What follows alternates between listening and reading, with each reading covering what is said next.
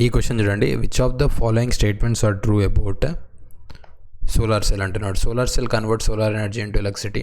So solar ఎనర్జీని ఎలక్ట్రిసిటీగా solar cell convert చేస్తుంది.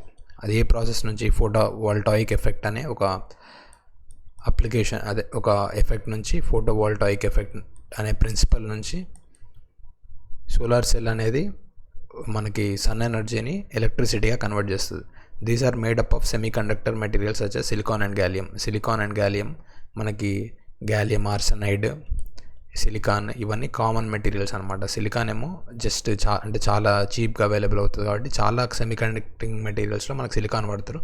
గ్యాలియం ఏమో గ్యాలియం ఆర్సెనైడ్ అలాంటివేమో మనకి చాలా స్పెషలైజ్డ్ అప్లికేషన్స్, ఎందుకంటే కొంచెం కాస్ట్లీ, ఎఫిషియెంట్ కూడా సిలికాన్ కంటే కూడా. సో అది కొంచెం, సో ఈ స్టేట్మెంట్ అనేది బేసిక్గా correct. This is conventional source of electricity. Conventional source of electricity అంటే ఏంటి? అంటే నాన్ రెన్యూవబుల్ ఎనర్జీస్ సోర్సెస్. కానీ నాన్ రెన్యూవబుల్ కాదు, ఇది రెన్యూవబుల్. రెన్యూవబుల్ అంటే సోలార్ ఎనర్జీ అనేది రెన్యూవబుల్ ఎనర్జీ కాబట్టి సో మనకి ఈ స్టేట్మెంట్ అనేది తప్పు. సో ఇక్కడ రెండే స్టేట్మెంట్స్ కరెక్ట్. ఏంటిది? A ఒకటి, B ఒకటి. సో మన ఆన్సర్ ఆప్షన్ B అవుతుంది. Thank you.